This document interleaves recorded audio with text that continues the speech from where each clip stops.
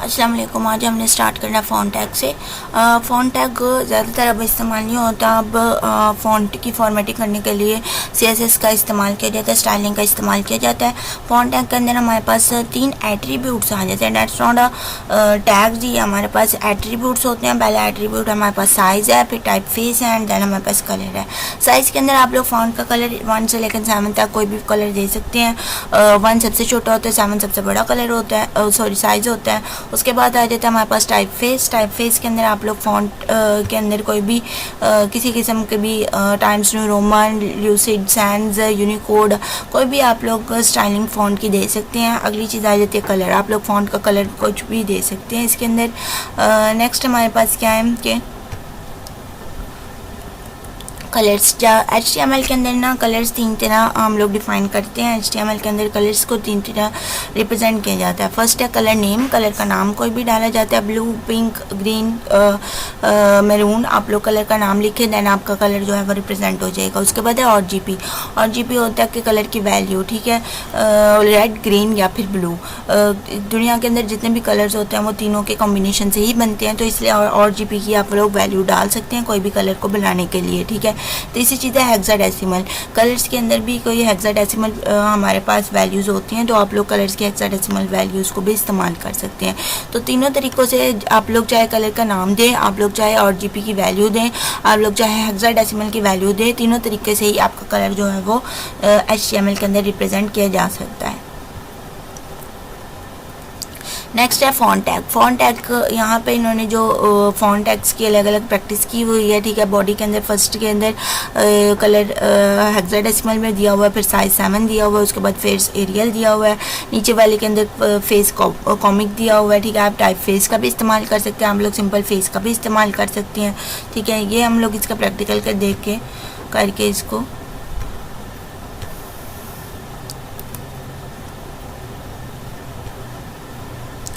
और यहाँ पे हम एक ये चीज़ें हम लोग हटा देते हैं।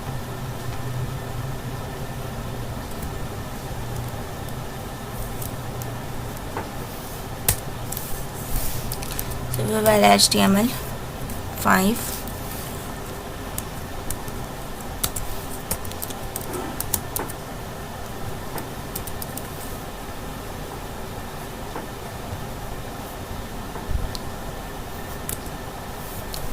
ओके। बॉडी सेक्शन में हम H1 टैग देते हैं। पहले H1 टैग के अंदर हम लोग कुछ हेडिंग दे देते हैं, font tags task.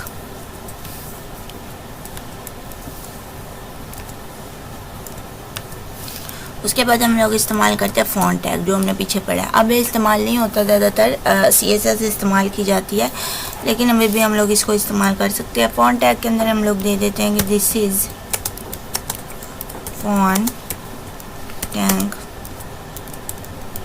Example. Okay. अब जितने भी एट्रीब्यूट हैं, आप लोग को पता है कि एट्रीब्यूट्स मैंने पिछली दफ़ा भी बताया था कि एट्रीब्यूट ओपनिंग टैग के अंदर डालने होते हैं। तो फ़ॉन्ट के ऊपर हम लोग यहाँ पे एट्रीब्यूट डालने हैं। एट्रीब्यूट आपके पास टाइप फेस या फिर फेस का भी इस्तेमाल कर सकते हैं। यहाँ पे टाइप फेस का इस्तेमाल करूँगी, इक्वल, एंड देन आपने अपना जो भी आपने फ़ॉन्ट का स्टाइल रखना है वो उसका नाम लिखना है। यहाँ पे एरियल लिख देते हैं, या फिर हम लोग कॉमिक का भी इस्तेमाल कर सकते हैं, कॉमिक। ओके। देन हम लोगों ने यहाँ पे स्पेस देनी है और एक और एट्रीब्यूट इस्तेमाल करेंगे जो कि हमारे पास है कलर का। कलर हम लोग इसका पर्पल दे देते हैं,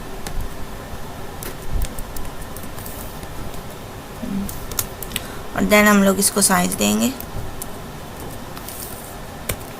साइज हमने 7 दिया। अब हम इसे रन करते हैं। ओके। यहाँ पे हमारे पास आ गई जी फ़ॉन्ट टैग्स टास्क, और this is font tag example. तो होप सो आप लोग को इसकी समझ आ गई होगी। यहाँ पे हम लोगों ने ऊपर में लाइव सर्वर हमने किया, तो ये हमारे पास फ़ॉन्ट टैग्स जितने भी टैग्स हैं वो हमारे पास रन हो चुके हैं। तो ये हमारे पास फ़ॉन्ट टैग की एग्जाम्पल थी। अब यहाँ पे हम लोग यहाँ पे एरियल वगैरह भी दे सकते हैं। एरियल हम लोग देते हैं। ओके, यहाँ पे हमने एरियल के एग्जांपल दिए, एरियल के एग्जांपल के साथ हम लोग इसको इम्प्लीमेंट करेंगे। तो ये हमारे पास ये एरियल के अंदर आ गया, ठीक है। तो होप सो आप लोग को इस चीज़ की समझ आ गई होगी। टाइम्स न्यू रोमन भी आप लोग दे सकते हैं, कोई भी आप लोग दे सकते हैं, ठीक है। होप सो आप लोग को इसकी समझ आ गई होगी। नेक्स्ट देखते हैं हम। ओके, नेक्स्ट हमारे पास है बैकग्राउंड। आप लोगों ने टोटल अगर अपनी पूरी बॉडी का बैकग्राउंड चेंज करना हो तो उसके लिए आप लोग इस्तेमाल करते हैं बीजी कलर। बीजी कलर आप लोगों ने इस्तेमाल करना है बॉडी टैग के अंदर, क्योंकि वो आपके होल बॉडी का जो कलर है वो चेंज कर देता है, ठीक है। तो इसको भी हम लोग इम्प्लीमेंट करके देखेंगे। सबसे पहले अपने बॉडी टैग के अंदर आ जाना है। बॉडी टैग के अंदर यहाँ पे आप लोगों ने प्रॉपर्टी के अंदर बी लिखेंगे तो आपके पास आ जाएगा बीजी कलर, ठीक है, कि बैकग्राउंड कलर। बैकग्राउंड जो सिंपल बैकग्राउंड होता है ना, वो बैकग्राउंड के अंदर कोई इमेज लगाने के लिए भी इस्तेमाल किया जाता है, ठीक है। लेकिन यहाँ पे अगर आप लोग बीजी कलर लिखेंगे तो मतलब यही है कि जी आप लोगों ने बैकग्राउंड का कलर चेंज करना है। तो बीजी कलर के अंदर हम लोग बैकग्राउंड का कलर कर देते हैं लाइक येलो, ठीक है। ओके, अब हमारे पास ना इसके अंदर एक और एट्रीब्यूट है, वो हमारे पास है जी अच्छा, हमारे पास एक और एट्रीब्यूट है इसके अंदर, वो हमारे पास है टेक्स्ट का, कि आप लोग बैकग्राउंड के अंदर जितने भी आपके पास H1 आ रहे हैं, चाहे P टैग आ रहे हैं, चाहे फॉन्ट टैग आ रहे हैं, उन तमाम का टेक्स्ट आप लोग किस कलर का करना चाहते हो। तो टेक्स्ट इज इक्वल टू अगर आप वाइट करोगे तो तमाम का टेक्स्ट वाइट हो जाएगा। अदरवाइज आप लोग इसको छोड़ भी सकते हो, इस वाले एट्रीब्यूट को, अगर आप लोग अलग अलग टेक्स्ट को अलग अलग कलर को इस्तेमाल करना चाहते हो, ठीक है। तो इसको हम लोग रन करते हैं। तो देखिए आपके पास आ गया कि जी आप लोगों का बैकग्राउंड का जो टेक्स्ट है वो हमारे पास येलो हो गया, ठीक है। नेक्स्ट यहाँ पे अगर हम लोग बैकग्राउंड की जो हमारे पास कलर था वो येलो हो गया। नेक्स्ट हम लोग अगर यहाँ पे टेक्स्ट लिख कर इसकी प्रॉपर्टी भी डालेंगे, टेक्स्ट हम लोग कर लेते हैं फॉर एग्जांपल वाइट, ठीक है। अब जितना भी टेक्स्ट है हमारे पास वो वाइट कलर के अंदर आ जाएगा। ये देखें। अच्छा, यहाँ पे क्या हमारे पास चीज़ है कि अगर आप लोगों ने उस पर्टिकुलर एट्रीब्यूट के अंदर, अगर फॉन्ट के पर्टिकुलर एट्रीब्यूट के अंदर हमारे पास पर्पल आ रहा है ना, तो वो पर्पल को प्रायोरिटी ज़्यादा मिलेगी, ठीक है। अदरवाइज़ हमारे पास अगर किसी के पास इनलाइन उन्होंने एट्रीब्यूट नहीं डाला हुआ तो फिर हमारे पास उसके अंदर वाइट ही आ जाएगा। जैसे H1 के अंदर कोई भी प्रेफरेंस नहीं थी उस टैग की कि मैंने ये वाला ही कलर इस्तेमाल करना है, तो वहाँ पर हमारे पास वाइट आ गया। लेकिन फॉन्ट के अंदर प्रेफरेंस थी कि पर्पल कलर ही इस्तेमाल करना है, तो वो उसको प्रायोरिटी देगा और पर्पल कलर ही इस्तेमाल हुआ हमारे पास, ठीक है। तो होप सो आप लोग को इसकी समझ आ गई होगी। नेक्स्ट हमारे पास है टेक्स्ट अलाइनमेंट। किसी भी टेक्स्ट को अलाइन करना हो सेंटर में, राइट के अंदर या फिर लेफ़्ट के अंदर, तो हम लोग टेक्स्ट अलाइनमेंट इस्तेमाल करते हैं। बाय डिफ़ॉल्ट आपका टेक्स्ट लेफ़्ट की तरफ अलाइन होता है, बट अगर उसको आप लोगों ने सेंटर में करना हो या राइट की तरफ करना हो तो टेक्स्ट अलाइनमेंट का इस्तेमाल किया जाता है। यहाँ पर हम लोग टेक्स्ट अलाइनमेंट का भी इस्तेमाल करते हैं। हम H1 टैग के अंदर जो है वो टेक्स्ट अलाइनमेंट का इस्तेमाल करते हैं। टेक्स्ट अलाइनमेंट के लिए भी आपके पास जो अलाइन की जो है ये हमारे पास एक प्रॉपर्टी है। तो H1 के अंदर आप लोगों ने लफ्ज़ अलाइन लिखना है, देन हमारे पास प्रॉपर्टी अपेयर हो जाएगी। उसके अंदर हम वैल्यू लिखेंगे, सेंटर लिख देते हैं। तो देन हम इसको रन करेंगे।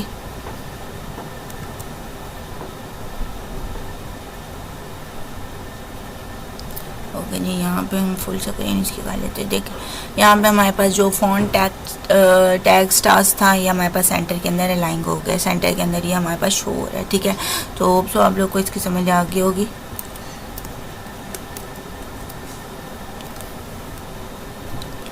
आगे हमारे पास है हाइपरलिंक टैग। हाइपरलिंक टैग किस लिए काम करता है? किसी भी चीज़ के लिंक को डालने के लिए हम लोग हाइपरलिंक टैग को इस्तेमाल करते हैं। हाइपरलिंक टैग के अंदर हमारे पास क्या क्या चीज़ें आ जाती हैं। अच्छा, हाइपरलिंक टैग जो होता है ना, वो आप लोग उसके ऊपर अगर कर्सर मूव करें तो आप लोगों को वेब पेज नज़र आ जाता है। उसके अलावा हाइपरलिंक टैग के अंदर आपके पास ए टैग इस्तेमाल होता है, ठीक है। आप लोग किसी भी चीज़ का लिंक डाल सकते हो, आप लोग कुछ वर्ड्स का लिंक डाल सकते हो, आप लोग कोई इमेज यूज़ कर सकते हो एज अ लिंक, आप लोग कोई दूसरा web page as a link इस्तेमाल कर सकते हो, आप लोग किसी भी चीज़ का लिंक डाल सकते हैं। नेक्स्ट हमारे पास लिंक को क्रिएट कैसे करना है। लिंक को क्रिएट करने के लिए आप लोगों ने ए टैग या फिर आपने एब्सोल्यूट टैग इस्तेमाल करना है या फिर रिलेटिव टैग इस्तेमाल कर सकते हैं। यहाँ पे ए टैग जो होता है ना, ये एब्सोल्यूट और रिलेटिव आपके पास प्रॉपर्टीज़ है। ए टैग जो होता है वो आपके पास एंकर टैग के लिए इस्तेमाल होता है और ए ही टैग हम लोग इस्तेमाल करते हैं लिंक के लिए, ठीक है। सबसे पहले आपने लफ्ज़ ए लिखना है, तो अच्छा, एब्सोल्यूट और रिलेटिव टैग में जो फ़र्क है वो क्या होता है कि रिलेटिव टैग जब भी आप लोग कोई वेबसाइट वगैरह ओपन करते हो तब ये आउटसाइड आपकी वेबसाइट ओपन करता है एब्सोल्यूट टैग, ठीक है, मतलब एक डिफरेंट टैब के ऊपर। यहाँ पे अगर मैं डिफरेंट टैब कहूँ तो यहाँ पे आपके पास डिफरेंट टैब के अंदर, ठीक है। और रिलेटिव क्या करता है, उसी टैब के अंदर आपकी वेबसाइट वगैरह जो है वो ओपन करता है, ठीक है। तो ये दोनों में की डिफरेंस है। ये एब्सोल्यूट और रिलेटिव को आप लोग अगर कोई वेबसाइट वगैरह ओपन करो ना तो वो ऑलवेज आपकी एब्सोल्यूट में ओपन होती है, लेकिन अगर आप लोग कोई वेब पेज वगैरह ओपन करो ना तो आप लोग का वो रिलेटिव में होता है। लेकिन इसको, इन दोनों को चीज़ों को आप लोग अपनी तरफ से भी आप लोग डिफ़ाइन कर सकते हो। किस तरह से कर सकते हो वो मैं आपको आगे शो करती हूँ। हम लोग इसका प्रैक्टिकल देखते हैं। ओके, प्रैक्टिकल के अंदर फ़ॉन्ट टैग के नीचे मैं लगाती हूँ reference tag. H reference tag के लिए हम लोगों ने ए टैग का इस्तेमाल करना होता है। ए टैग कहते हैं एंकर टैग को, ठीक है। इसको एंकर टैग भी कहा जाता है, लिंक टैग भी कहा जाता है। तो ए का इस्तेमाल करना है। एच रेफरेंस के अंदर आप लोगों ने लिंक देना होता है। लिंक आप लोग किसी भी वेबसाइट का दे सकते हो। किसी भी वेबसाइट के लिंक के लिए आप लोगों ने जो है वो वेबसाइट का लिंक कॉपी कर लेना है। जैसे कि यहाँ पर मैं इस वेबसाइट का लिंक कॉपी करती हूँ, youtube.com का। ओके, ये हमारे पास लिंक आ चुका है, तो इसका लिंक हम लोग कर लेते हैं कॉपी।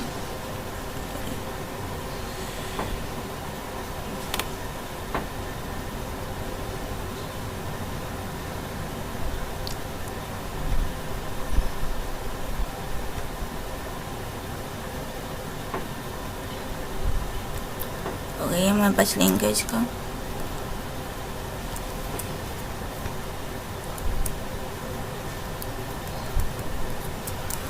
इसको Ctrl+C करके हम लोगों ने कर लिया कॉपी। एंड देन हम लोगों ने अपनी कोडिंग के अंदर जाना है एंकर टैग के पास। एंकर टैग के अंदर यहाँ पे हम लोगों ने इस लिंक को पेस्ट कर देना, ठीक है। अब यहाँ पे अंदर आप लोग कंटेंट के अंदर क्या लिखते हैं कि आप लोगों का ये जो लिंक है उसके ऊपर आप लोगों ने क्या शो करना है। Click here to open website, click here to open YouTube लिख देते हैं यहाँ पे, ठीक है। Click here to open YouTube के भाई यहाँ पे क्लिक करें ताकि आपने अगर आपने यूट्यूब को ओपन करना है तो यहाँ पे हमने इसको एग्जीक्यूट करना है, ओपन विद लाइव सर्वर। यहाँ पे आपके पास लफ्ज़ यूट्यूब आ चुका है, यहाँ पे मतलब आपके पास लिंक है, ठीक है। क्लिक हेयर टू ओपन, अगर यहाँ पे मैं करूँ तो click here to open YouTube, तो आप लोगों के पास लिंक आपका तैयार हो चुका है यहाँ पे। अच्छा, लिंक के अंदर क्या होता है कि यहाँ पे आप लोग नॉर्मल अपने कैरेक्टर्स के ऊपर जा रहे हो तो आपको कर्सर डिफरेंट नज़र आ रहा है, ठीक है। लेकिन आप लोग जब लिंक के ऊपर जाओगे तो आपको कर्सर पॉइंटेड नज़र आएगा, ठीक है। यही आपके पास होता है कि आपके पास लिंक जो है वो लग चुका है। तो यहाँ पर आपके पास ये आप लोग इसको क्लिक करोगे तो ये आपका यूट्यूब जो है वो ओपन हो जाएगा। अब आपने देखा होगा कि इसी साइट के अंदर यूट्यूब ओपन हुआ है, कोई डिफरेंट अलग से आपके पास कोई टैब नहीं ओपन हुआ यूट्यूब ओपन करने के लिए, इसी टैब के अंदर ओपन हुआ है। तो ये चीज़ आप लोग किस तरह से कर सकते हो। ओके, अगर आप लोगों ने अलग से टैब के अंदर ओपन करना है, अगर मैं दोबारा से इसको रन करूँ तो देखिए इसी टैब के अंदर आपके पास यूट्यूब ओपन हुआ है। लेकिन अगर आप लोगों ने किसी और टैब के अंदर यूट्यूब ओपन करना है कि आप लोग चाह रहे हैं कि जी अलग टैब के अंदर यूट्यूब ओपन हो, तो आपने यहाँ पे एक प्रॉपर्टी लगानी है जिसका नाम होता है हमारे पास टारगेट।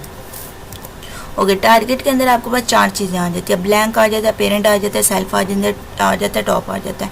ब्लैंक किसे बोलते हैं? ब्लैंक बोलते हैं कि जी आप लोगों ने अलग से एक जो है अलग से एक टैब के अंदर अगर आपने ओपन करना है तो आप लोग इस्तेमाल करते हैं ब्लैंक। ये नए टैब के अंदर आप लोगों की वेबसाइट ओपन करेगा, सेल्फ सेम टैब के अंदर ही वेबसाइट को ओपन करेगा। पेरेंट जो होता है ना वो पेरेंट टैब के अंदर वेबसाइट को ओपन करता है, ठीक है।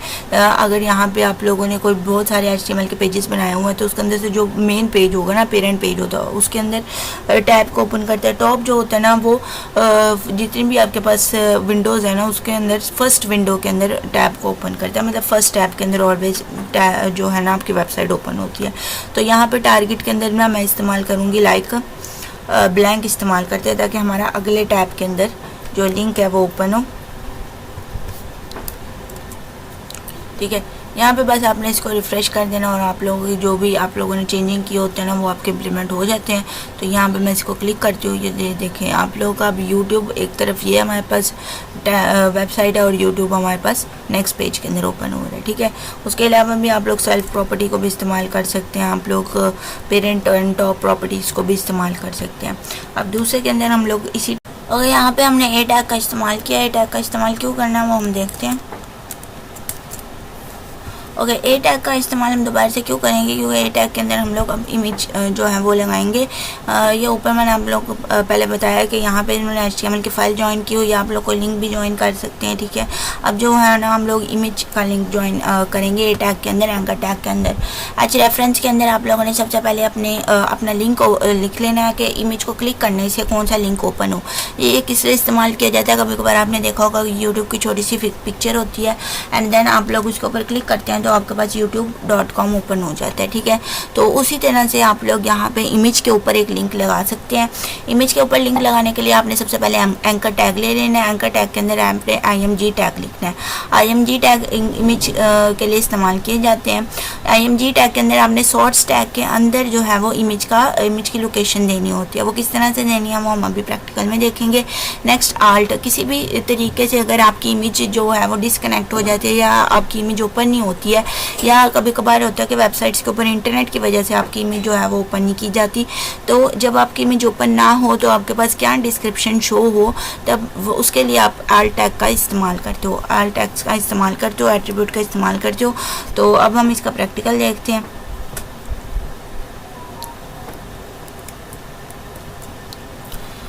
ओके, प्रैक्टिकल के लिए आप लोगों ने सबसे पहले रेफरेंस के अंदर अपनी कोई भी अपने लिंक जो है ना वो शेयर करने के, आपका इमेज ओपन करने पे आप लोग कौन सा लिंक जो है वो ओपन करना चाहते हैं, इमेज के ऊपर क्लिक करने से कौन सा लिंक आप ओपन करना चाहते हैं।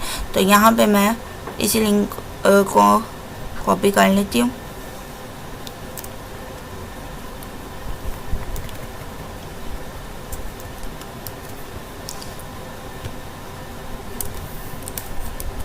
अच्छा, लिंक कॉपी करके यहाँ पर ना मैं कर देती हूँ facebook.com के, हम लोग जो है वो फेसबुक ओपन करना चाहते हैं, ठीक है। अच्छा, अब हमारी इमेज के ऊपर जब क्लिक होगा ना तो facebook.com आपके पास ओपन होगी। इमेज के लिए आप लोगों ने क्या करना है कि यहाँ पे आप लोगों ने सबसे पहले अपने VS कोड का जो फोल्डर है वो ओपन कर लेना है। तो यहाँ पे आप लोगों ने ऑलवेज जो कोडिंग होती है ना वो अपने किसी ना किसी फोल्डर में करनी होती है। जो मेरा फोल्डर है उसका नाम है VS कोड, ठीक है। यहाँ पर आपने इसको करना है रिवील इन फाइल एक्सप्लोरर। तो फाइल एक्सप्लोरर में आपका जो फोल्डर है ना वो ओपन हो जाएगा। उसके बाद जो भी आपने इमेज गेट करनी है वो आप लोगों ने जाकर, जैसे कि मेरे पास यहाँ पे वॉलपेपर की इमेज है, ये मैं जो है वो अपने कोड के अंदर डालना चाहती हूँ, कोड के अंदर शो करना चाहती हूँ। इमेज को आपने यहाँ पे करना कॉपी एंड देन आपने अपने फोल्डर के अंदर जाकर उस इमेज को कर देना पेस्ट। ओके, जैसे ही आप इमेज को पेस्ट करेंगे तो देन आप लोग यहाँ पे अपने VS कोड के अंदर देख सकते हैं कि वॉलपेपर 1 JPG आपकी इमेज जो है वो यहाँ पे आ चुकी है, ठीक है। तो अब आप यहाँ पे हम लोगों ने ए टैग के अंदर लिखना है जी IMG tag. Okay, IMG tag के अंदर यहाँ पे आपने सोर्स के अंदर इमेज का नाम लिखना है, जो इमेज आप लोग लगाना चाहते हो।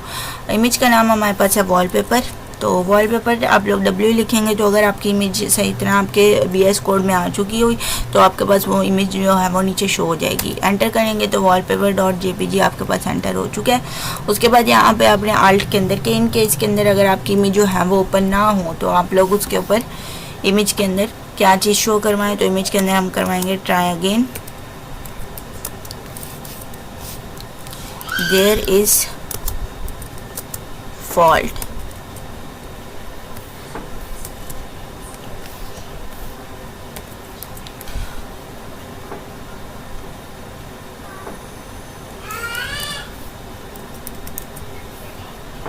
ओके, देन हम लोग इसको रन करते हैं। अच्छा, यहाँ पे आपकी जो इमेज है ना वो उसके ऊपर कोई भी CSS को इम्प्लीमेंटेशन नहीं लगी हुई है। इमेज आपकी लग चुकी है बट इमेज का जो साइज़ है वो काफ़ी ज़्यादा बिग है, ठीक है। काफ़ी ज़्यादा आपकी इमेज जो है वो बड़ी आ रही है। तो इमेज को थोड़ा सा स्मॉल करेंगे। इमेज को स्मॉल करने के लिए हम लोगों ने इस्तेमाल करना है हाइट और विड्थ। हाइट और विड्थ टैग को भी एट्रीब्यूट को भी हम लोग IMG टैग के अंदर ही लगाएंगे, हाइट। अच्छा, हाइट के लिए हम लोग 50% का इस्तेमाल करेंगे कि 50% हमारी हाइट चाहिए। 50 से हम लोग फॉर एग्ज़ाम्पल ठीक है 50% ठीक है। उसके अलावा विड्थ हम लोग इस्तेमाल करेंगे, हाइट और विड्थ सेम देंगे ताकि आपकी इमेज जो है वो एक स्क्वायर फॉर्म के अंदर नज़र आए। दोनों हमने 50% लगा दिया। ओपन विद लाइव सर्वर करेंगे तो ये आपकी इमेज जो है वो 50% के ऊपर। 50% भी थोड़ा ज़्यादा लग रहा है, इमेज को थोड़ा और छोटा कर देते हैं, 20% पे ले आते हैं। ठीक है। और हमारे पास ऊपर वाला जो जितना भी चीज़ें हैं वो हमारे पास बिल्कुल उसके साथ ही आ रही है, तो कुछ भी समझ नहीं आ रहा ज़्यादा। तो यहाँ पे हम लोग BR टैग का इस्तेमाल करते हैं ताकि हमें लाइन ब्रेक टैग मिल जाए। नेक्स्ट लाइन के ऊपर हमारा जो इमेज है ना वो नेक्स्ट लाइन के ऊपर शो हो। यहाँ से इसके भी लास्ट में हम लोग BR टैग करते हैं, ठीक है। अब इसको हम रन करेंगे।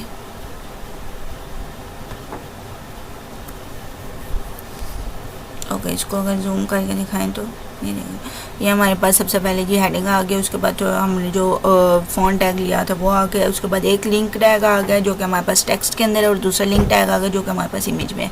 इमेज को क्लिक करेंगे तो हमारे पास क्या आ गया, फेसबुक, ठीक है। उसके अलावा टेक्स्ट को लिंक किया हमने, टेक्स्ट को क्लिक किया तो हमारे पास क्या आ गया, यूट्यूब, ठीक है।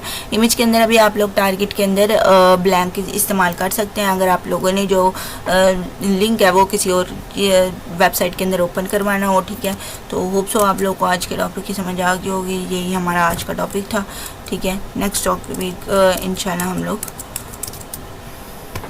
नेक्स्ट टॉपिक जो हमारे पास होगा वो हमारे पास होगा जी इमेज टैग के अंदर ही हम लोग बाकी के एट्रीब्यूट देखेंगे। कुछ एट्रीब्यूट तो हम लोग दे चुके हैं, हाइट है, बॉर्डर है, ठीक है, बॉर्डर टैग है, हॉरिजॉन्टल स्पेस अगर देनी हो, वर्टिकल स्पेस देनी हो, इमेज को अलाइन करना हो, ये तमाम एट्रीब्यूट्स तो आप लोग वैसे भी इसके ऊपर एग्जाम्पल के अंदर यूज़ कर सकते हैं। नेक्स्ट जो हमारे पास है वो है टेबल टैग। टेबल टैग के लिए हम लोग नेक्स्ट वीडियो के अंदर इसको आगे कंटिन्यू करेंगे। अल्लाह हाफिज़।